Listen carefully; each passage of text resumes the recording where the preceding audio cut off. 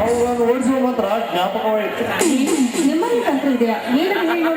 ನಮ್ಮ ಸ್ವಾತಂತ್ರ್ಯ ಗೆಳತಿಯಾಗಿರುವ ಹೀರೋರಲ್ಲಿ ಮೊದಲು ನೀವು ಜ್ಯೋತಿಯನ್ನು ಮನೆಯಿಂದ ಹೊರತು ಸಂಕೇತದ ವಿಚಾರ ನನಗೆ ಉಪಾಯಗಳು ಉತ್ತಮ ಇದೆ. ಆದರೆ ಆ ಜ್ಯೋತಿ ನನ್ನನ್ನೇ ಹೊರಹಾಕಿದರೆ ಅದಾವ ಕಷ್ಟವೇ ಈ ತಲೆಗೆ. ಇಲ್ಲಿ ವಿನಾಕಾರಣ ಜಗಳವರು ಒಂದಿಗೆ ನಿಷ್ಠುರವಾಗಿ ಹೇಳುವವರ ಜೊತೆ ನನ್ನಿಂದ ರವಾಗುವುದು ನಿನ್ನ ಪತಿಗೆ. ಅವರು ನಿನ್ನನ್ನಾದ್ರೂ ಇಟ್ಟುಕೊಳ್ಳಿ, ಇಲ್ಲ ಅವಳನ್ನಾದ್ರೂ ಇಟ್ಟುಕೊಳ್ಳಿ. ಎರಡರಲ್ಲಿ ಯಾವ ತೀರ್ಮಾನವಾದರೂ ಸರಿ. ಹಾಗಾದ್ರೆ ಎಲ್ಲಿ ಉಳ್ವೆ ಕ್ರಾಂತಿ ಕಟ್ಟದವಳು? ಹೌದು, ಒಂದು ವೇಳೆ ಅವನನ್ನು ಹೊರಹಾಕಿದ್ರೆ ತುಂಬಾ ಸಂತೋಷ. ಅರ್ಧ ಆಸ್ತಿ ಜೊತೆಗೆ ಪೂರ್ಣ ಸ್ವತಂತ್ರ ಕೊಟ್ಟ ಓದಿ ಬಿಡುತ್ತೇನೆ. ಹೊರಡು. ಜನರಲ್ಲಿ ಕೂಡಿ ನಡೆಯೋಣ ನಾಳೆ.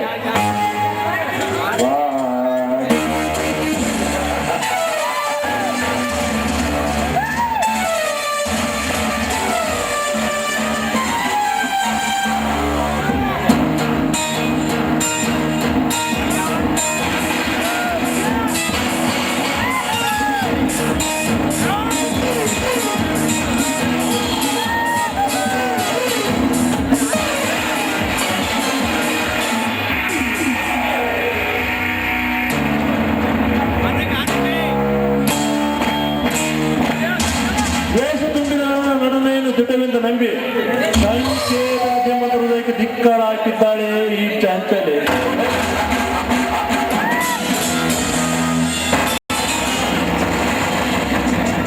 ಸಂಕೇತನೊಂದಿಗೆ ಮದುವೆಗಾಗಿ ಆಗಲು ಪ್ರಾರ್ಥಿಸಿದ ಈ ಶ್ರುತಿಯಲ್ಲಿ ಒಂದು ಸಣ್ಣ ಸುಳ್ಳಿನ ಸಂಶಯ ಅವನನ್ನು ನಿರಾಕರಿಸುವಂತೆ ಮಾಡಿದೆ. ನಂತರ ಬೇರೊಂದು ಸಲಹೆ ನೀಡಿ ಅವನ ಜೊತೆಗೆ ಮದುವೆ ಮಾಡಿದೆ.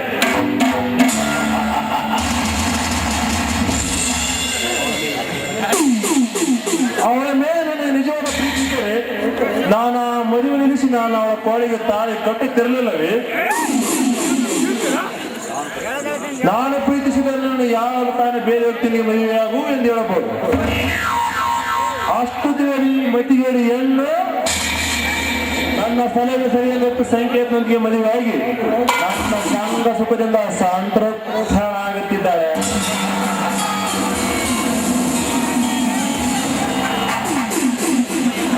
ಸಮಯದಲ್ಲಿ ಕಾಮಾದಿಗಳನ್ನು ಕುಳಿತು ಶ್ಯಾಮೋಪಾಯದಿಂದ ತನ್ನ ಸೋದರಿಯಿಂದ ಬಂಡೆ ಎಳಿಸಿದಾಗಲೇ ನನ್ನ ಸೋದರ ಸಮ ಆತ್ಮಕ್ಕೆ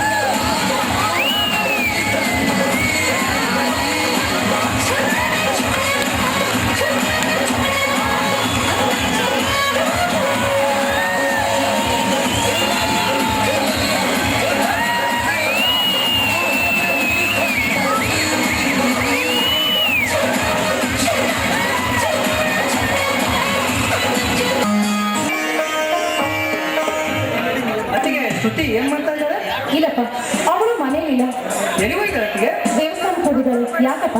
ಅರ್ಜೆಂಟಾಗಿ ನನ್ನ ಪದವಿ ಸರ್ಟಿಫಿಕೇಟ್ ಬೇಕಾಗಿತ್ತು. ಅದಕ್ಕಾಗಿ ಸೂಟ್ಕೇಸ್ಗೆ ಅವಳ ಹತ್ರ ಇದೆ. ಬಂದು ನಾವು ಬೇಗ ಸೂಟ್ಕೇಸ್ಗೆ ತೆಗೆದುಕೊಂಡು ಬರ್ತೀವಿ. ಸಂಕು ನಿಂತ್ಕೊಳ್ಳೋ. ಹೇಳಿನೇ ಹೋಗಿದ್ದಾರೆ, ಆದ್ರೆ ಯಾವ ದೇವಸ್ಥಾನ ಅಂತ ನಾನ್ ಕೂಡ ಕೇಳಿಲ್ಲ. ಅದು ಅಲ್ಲದೆ ಅವಳು ಹೋಗಿ ತುಂಬಾನೇ ಹೊತ್ತಾಯ್ತಲ್ವೇ, ಇನ್ನೇನ್ ಬರ್ಬಾರ್ದು. ನೀನ್ ಬಾ, ಮೊದಲು ಊಟ ಮಾಡ್ದೆ ಅಂತೆ. ಇಲ್ಲಿಲ್ಲಮ್ಮ, ಅವಳು ಎಲ್ಲೇ ಇದ್ರು ಕರ್ಕೊಂಡು ಬರ್ತೀನಿ. ಅರ್ಜೆಂಟಾಗಿ ನನ್ನ ಸರ್ಟಿಫಿಕೇಟ್ ಬೇಕಾಗಿದೆ. ಬರ್ತೀನಮ್ಮ, ಬೇಗ ಅವಳು ಕರ್ಕೊಂಡು ಬರ್ತೀನಿ.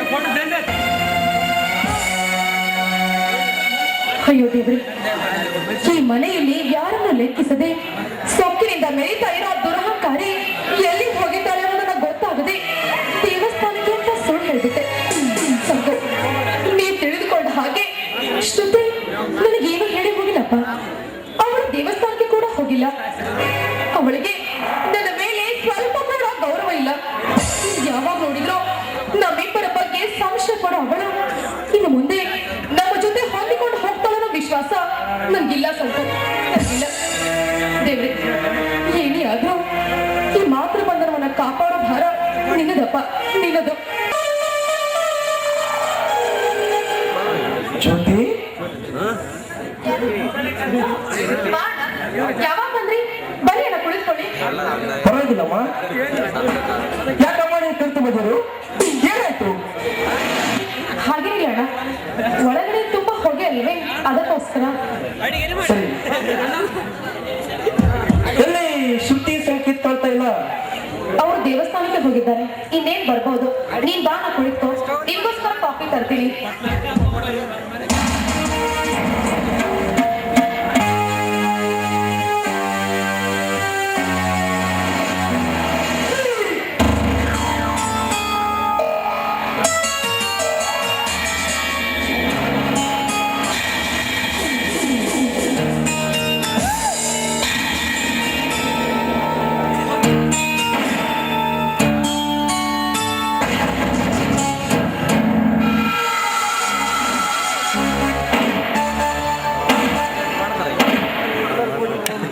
ಜ್ಯೋತಿ,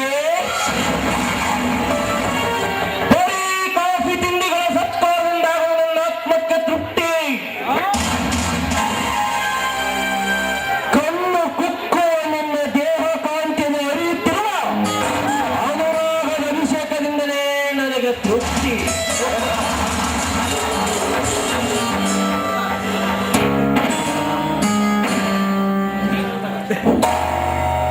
ಜ್ಯೋತಿ, ನತದೃಷ್ಟನಾದ ನಿನ್ನ ಪತಿ ಅನುಭವಿಸದೆ ಬಿಟ್ಟು ಹೋದ ತಾರುಣ್ಯ ನಿಧಿಯುಂಟಾಗಲೇ ನನ್ನ ಆತ್ಮಕ್ಕೆ ತೃಪ್ತಿ.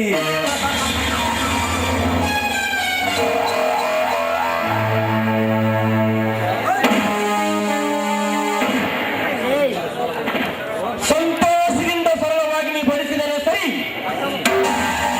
ವೇಗಮಾನದಿಂದ ನಿನ್ನ ಶಕ್ತಿಯನ್ನು ಪ್ರಯೋಗಿಸಿ ಬಂದರೆ ಬೇರೊಂದು ರೀತಿಯಲ್ಲಿ ನಿನ್ನ ಚಾರಿತ್ರ್ಯ ಭಂಗ ಮಾಡಿ ನನ್ನ ಆಸೆಯ ತ್ವಚೆ ನಿಂಗಿಸಿಕೊಳ್ಳುವೆ.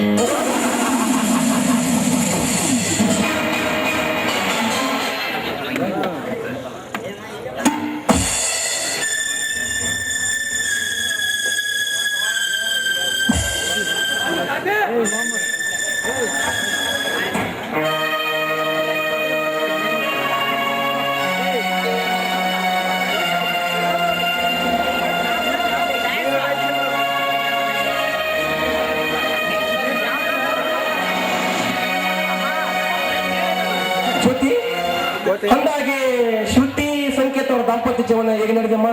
ಅಣ್ಣ, ಇದುವರೆಗೂ ಆ ಹರನ ಕೃಪೆಯಿಂದ ಹರ್ಷದಾಯಕವಾಗಿ ಸಾಗಿದೆ. ಇನ್ನು ಮುಂದೆ ಇದೇ ರೀತಿ ಸಾಗಲಿ ಅನ್ನೋದೇ ನನ್ನ ಪ್ರಾರ್ಥನೆ. ಸಂತೋಷ. ಜ್ಯೋತಿ, ಅದೇಕೋ ಏನು ಈ ದೇವರ ಧರ್ಮಗಳ ಬಗ್ಗೆ ನನಗೆ ವಿಶ್ವಾಸನೇ ಇಲ್ಲ. ಅಣ್ಣ, ಸದಾ ಭೋಗ ಲಾಲಸೆಲೆ ಬೆಳೆದಿರೋ ಮನೋವೃತ್ತಿಯಲ್ಲಿ ದೇವರ ಧರ್ಮದ ಬಗ್ಗೆ ವಿಶ್ವಾಸ ಹುಟ್ಟೋದಕ್ಕೆ ಅದು ಹೇಗೆ ಸಾಧ್ಯ? ಎಲ್ಲದಕ್ಕೂ ಒಂದು ಶ್ರವಣ ಸಂಸ್ಕಾರ ಅನ್ನೋದು ಬೇಕಲ್ವೇ? ನಿಜ. ಆದರೆ ಅಂಧ ಶ್ರವಣ ಸಂಸ್ಕಾರಗಳ ಬಗ್ಗೆ ಸುತ್ತಿಗೆ ಹಾಕಿರುವ ಕಷ್ಟ, ವ್ಯಥೆ, ನೋವು, ನಿಂದೆಗಳ ಕಿರುಕುಳ ಕಂಡೆ ಅವನ ಬಗ್ಗೆ ಆಸಕ್ತಿ ತೋರದೆ ನಾಸ್ತಿಕ ಭಾವನೆಯೇ ಸೌಖ್ಯವಾಗಿದ್ದೇನೆ. ಅಣ್ಣ, ಆಸ್ತಿಕರ ಸುಖ ಆನಂದವೇ ಬೇರೆ, ನಾಸ್ತಿಕರ ಸುಖ ಭೋಗ ಲಾಲಸೆಗಳೇ ಬೇರೆ. ಅಷ್ಟೇ ಅಲ್ಲ ಅಣ್ಣ, ನೀನನ್ನ ನೀನೇ ವಿಚಾರ ಮಾಡಿ ನೋಡ್ಕೊ.